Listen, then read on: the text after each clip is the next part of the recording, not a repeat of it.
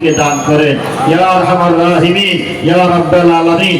প্রথমত আমাদের নিজেদেরকে নিজেরা সংস্কার করে দেশ ও জাতিকে সংস্কার সমাজকে সংস্কার করে সুসন্মুক্ত একটা সুশীল সমাজের সুন্দর আদর্শ মানুষের একটা দেশ আল্লাহ দেশটাকে স্বর্গরাজ্য শান্তির রাজ্যে পরিণত করতে পারি।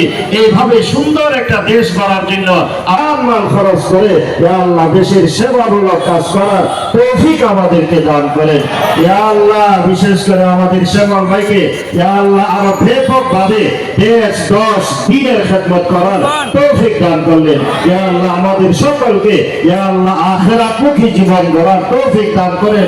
আপনার হুকুম আপনার নবীর তরিকায় মাইনা ইয়া আল্লাহ জীবনটাকে ঘরে তোলার তৌফিক দান করেন ইয়া আল্লাহ। আদর্শ হিসাবে নিজেদেরকে রূপায়িত করতে পারি সেই তৌফিক আমাদেরকে দান করেন ইয়া আল্লাহ। সমাজের আদর্শ মানুষ আমাদেরকে বানায় দেন, আমাদেরকে অনুসরণ করে বাকি জাতি আল্লাহ হেদায়েতের উপর উঠতে সমাজ গড়ার জন্য মেহনত করতে পারে সেই তৌফিক আমাদের সকলকে দান করেন ইয়া আল্লাহ। আমাদের দুয়ারে কবুল আর মঞ্জুর করেন।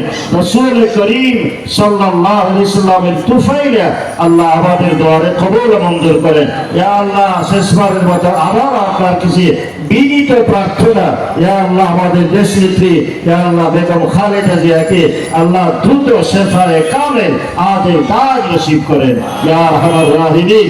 আমি গুনাহগারের দিকে না চাইয়া এখানে অনেক মানুষ আছে যার হাতটা আপনার কাছে পছন্দ লাগে আল্লাহ তার হাতের সাথে আমাদের সকলের হাতকে কবুল আর মঞ্জুর করেন, সকলের দোয়াকে কবুল আর মঞ্জুর করেন।